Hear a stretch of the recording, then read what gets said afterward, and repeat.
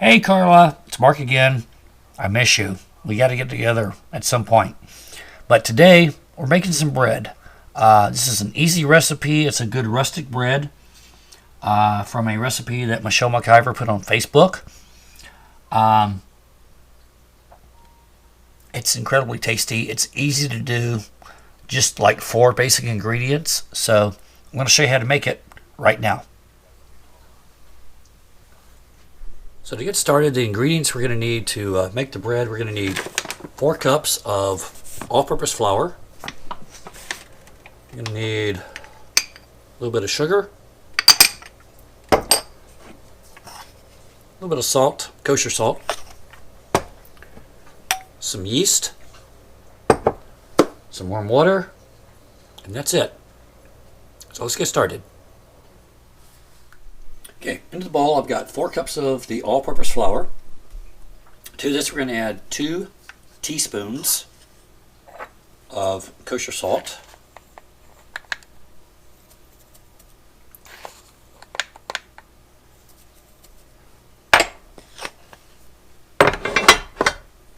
Two teaspoons of sugar.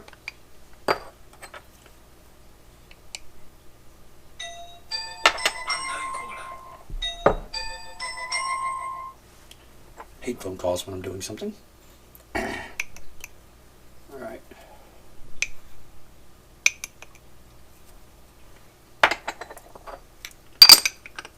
There's my sugar.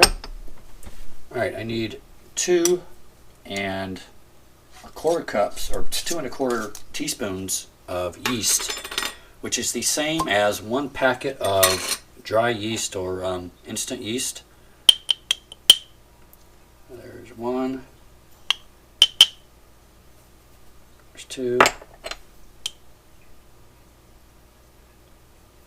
There's 1/4.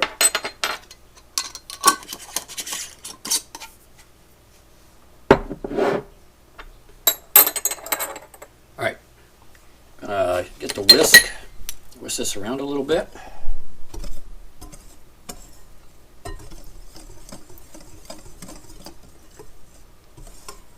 Get it all mixed in.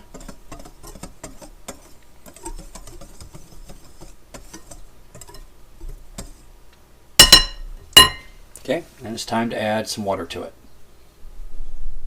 The original recipe calls for 2 cups of warm water, and the first couple of times I made this and get everything mixed up, I still wound up with like some dry ingredients at the bottom after I get all the dough mixed up and all that. So what I'm doing is I'm kind of changing the recipe a little bit. I'm going from 2 cups of water to about 2 1/2 cups of warm water, and I found that seems to work a whole lot better. So 2 1/2 cups of warm water into this.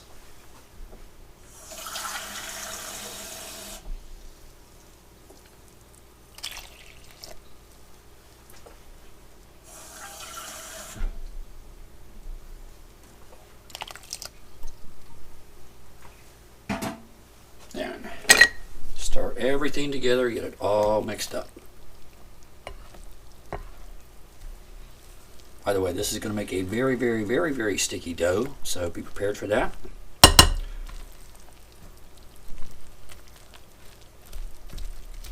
Just get everything mixed in really, really well. Getting everything down there at the bottom.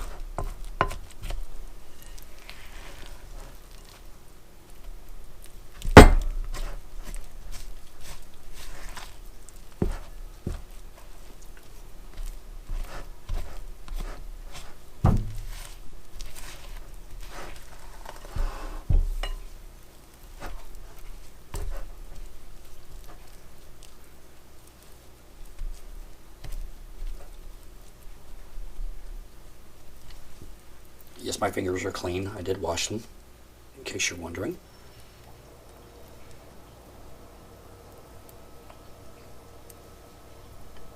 By the way, I have to thank Michelle McIver for the recipe because she posted this on Facebook.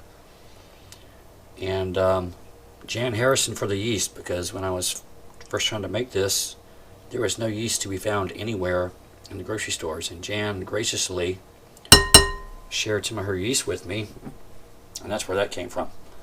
So So thank you, Michelle, and thank you, Jan. All right, got that mixed up.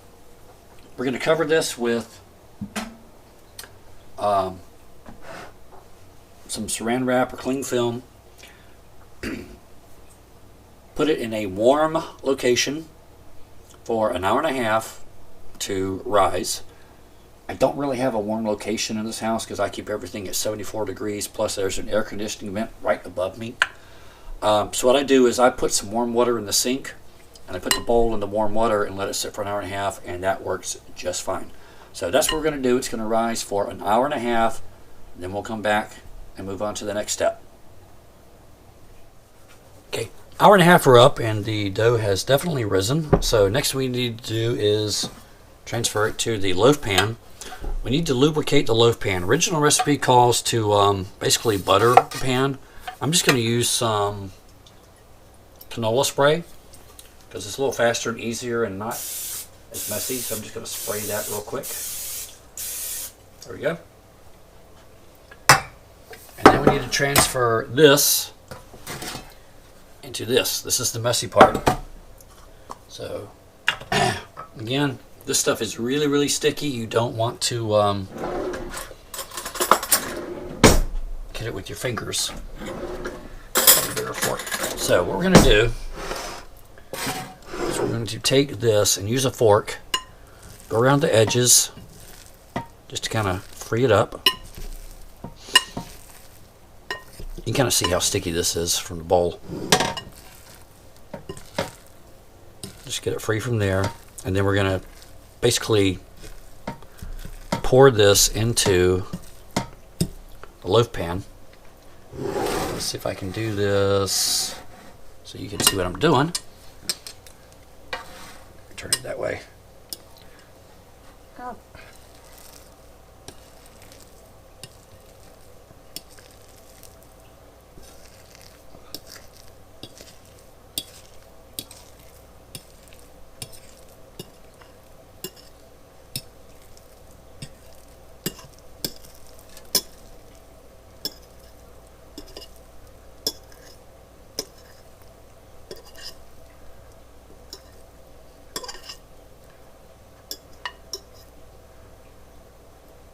Okay. Transfer there, trying to flatten out a little bit. Again, really, really sticky stuff.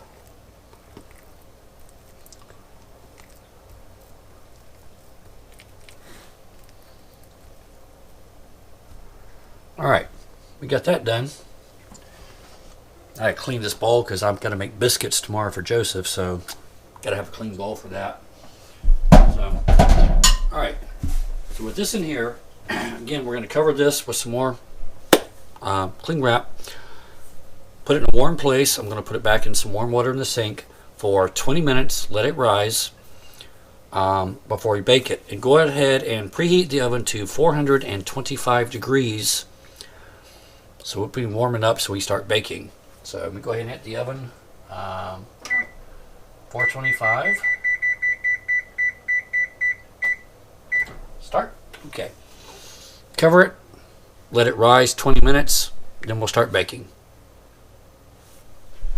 Forgot to mention, make sure your oven rack is in the lower 1/3 of the oven before you start preheating it. It's going to make a difference. Alright, 20 minutes are up. It's been rising in the loaf pan itself. So now this is going into a 425 degree Fahrenheit oven for 15 minutes. After 15 minutes, we're going to lower the temperature down to 375 and cook it for another 30 minutes, and then it'll be done. Again, make sure your oven rack is on the lower 1/3 of the oven. It makes a difference. I found that out the hard way. I've been cooking bread for a while. My bread used to be it'd be done when I finished cooking, but it was never brown on top until I finally read the directions. It said put your oven rack on the bottom 1/3, and once I did that, I started getting brown crusty bread. So yeah, placement of your oven rack on the bottom 1/3 makes a difference. So into the oven, 15 minutes, 425. After 15 minutes, cut the temperature down to 375, another 30 minutes, and then we're done. Alright, my 15 minutes are up at 425, so now we're just going to lower the temperature down to 375 and then let it go for another 30 minutes and then we'll be done. Okay, my 30 minutes are up on the second cooking level. So I've taken it out of the oven. Now we're going to put it on a wire rack and let it cool. And I know, see how easy that comes out. Beautiful. Your first, oh, that smells good. Holy crap, that smells good. Your first instinct when you get this out of the oven is to cut a slice off and have a nice slice of freshly baked bread. Don't do it. Here's the problem. That first slice you cut is going to be delicious. Put some butter on it. It's going to be awesome. But there's steam in this loaf of bread. And if you cut off that, steam's going to escape.